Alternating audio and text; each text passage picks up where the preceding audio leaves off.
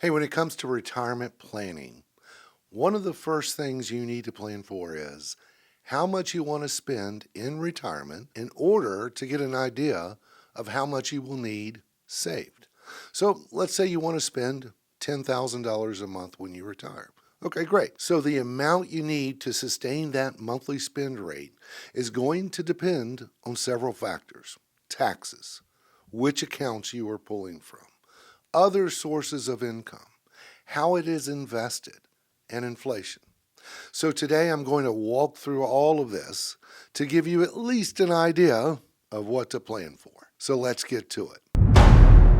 All right, first, let's talk about taxes, because taxes make a big difference. A lot of people will miss this. So if you're pulling money from a traditional 401k or IRA, every dollar you withdraw is fully taxable. So if you want to spend $10,000 a month or $120,000 a year, you have to withdraw more than that. And taxes will differ if you are single versus a married couple. For example, for a single person, after accounting for federal and state taxes, it might take about $145,000 a year in withdrawals just to net $120,000. But for a married couple, the tax brackets are more favorable. They might only need to withdraw around $132,000 a year to net that same amount.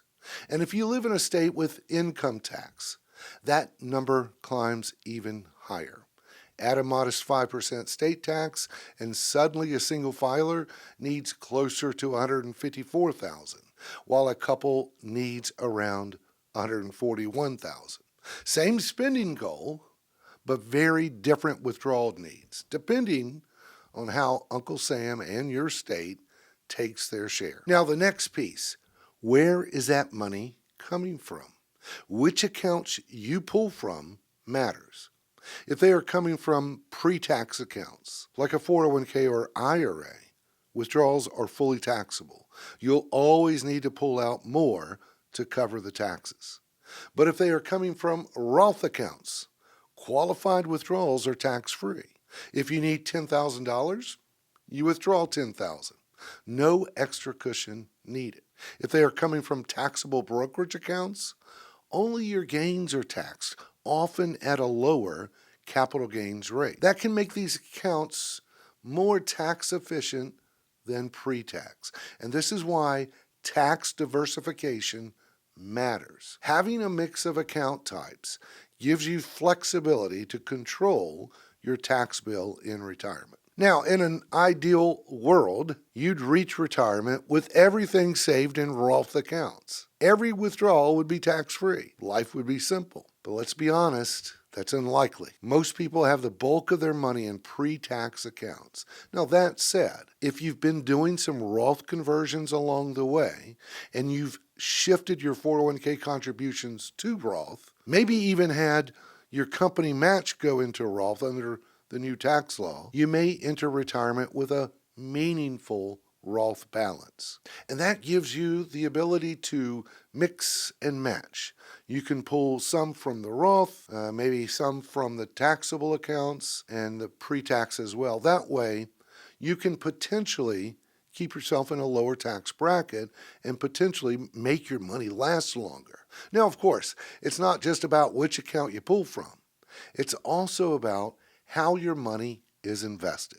So let's assume a moderate portfolio, something like 60% stocks and 40% bonds, with a long-term expected return of about 7.5% per year. That's a reasonable baseline. Now, if you're too conservative, let's say you sit mostly in cash or bonds, your returns may only be 3 or 4%.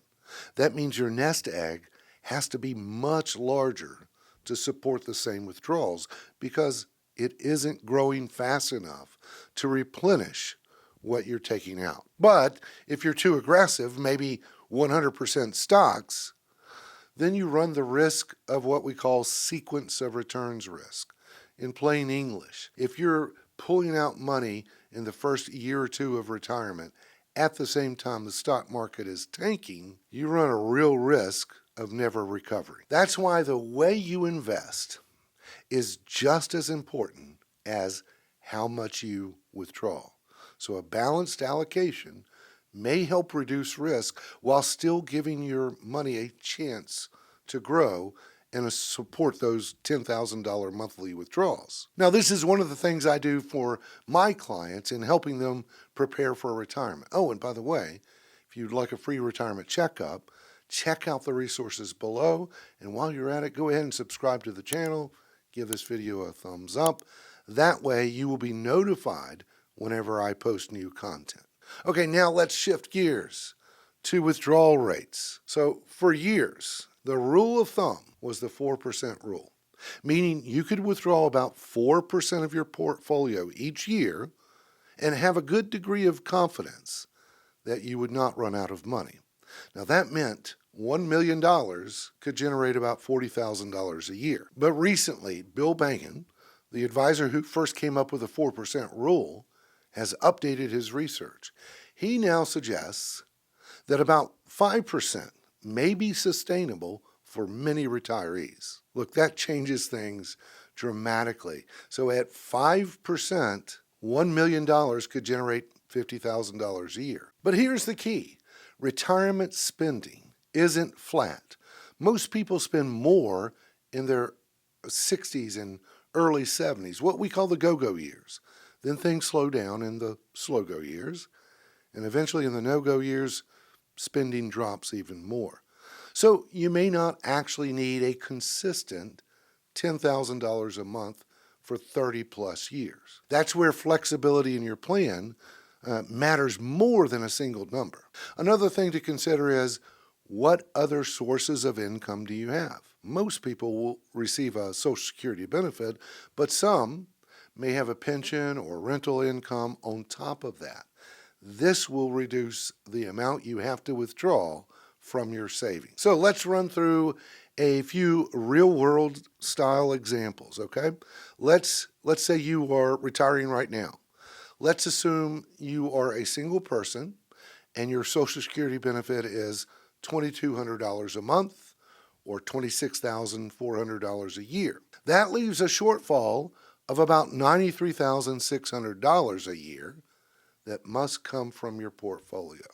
Now, if it's all pre-tax money, you'd need to withdraw closer to $116,500 gross, which translates to a nest egg of what you would need of about $2.9 million at a 4% withdrawal rate, or $2.3 million at a 5% withdrawal rate. But if it's Roth, you'd only need to pull $93,600, which works out to be about $2.34 million you need saved up if you're utilizing that 4% withdrawal rate, or $1.87 million saved up if you're utilizing that 5% withdrawal rate.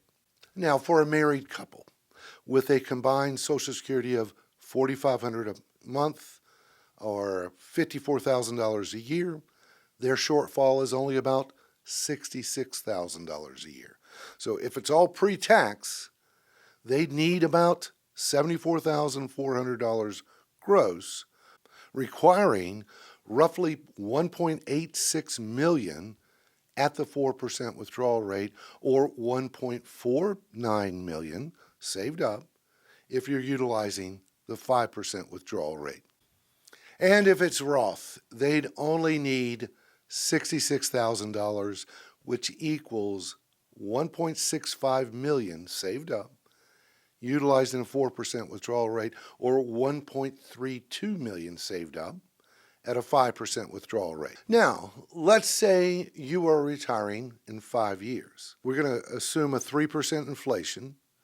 That same $10,000 a month lifestyle will cost closer to $11,600 a month, or about $139,000 a year. So for a single person, Social Security will still say is $2,200 a month or $26,400 a year. That leaves a bigger shortfall, about $113,000 a year. So if withdrawals come from pre-tax, they'd need about $143,400 gross, meaning they would need around $3.6 million saved up utilizing that 4% withdrawal rate. Or they would need $2.9 million at the 5% withdrawal rate. But if it comes from a Roth, they'd need $113,000. That's it, flat, which equals $2.8 million that they would need saved up utilizing the 4% withdrawal rate, or $2.25 million at 5% withdrawal rate. Now, for a married couple retiring in 5 years with a combined Social Security of $54,000 a year, their shortfall is around $85,000 a year. If they pull from pre-tax, they'd need $97,400 gross, which would require roughly $2.44 million in savings utilizing the 4% withdrawal rate, or $1.95 million saved up if they're utilizing the 5% withdrawal rate. Now, if it's from Roth, they'd only need $85,000 or $2.13 million saved up utilizing the 4% withdrawal rate, and about $1.7 million saved up utilizing the 5% withdrawal rate. So, how much do you need saved to spend $10,000 a month in retirement? The answer isn't just a single number. We just walked through a few examples where it ranged between a little over $1 million to close to $3 million.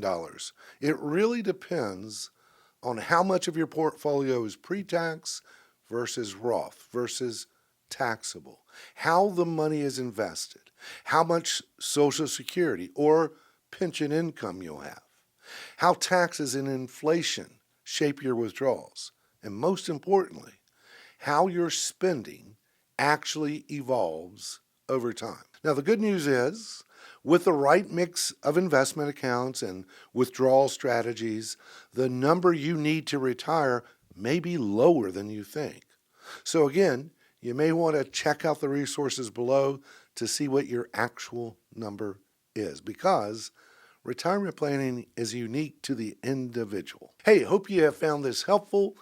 If so, consider subscribing to the channel, and Lord willing, we'll see you next time. If you like what you're seeing so far, check out this next video. Subscribe to the channel. Lord willing, we'll see you next time.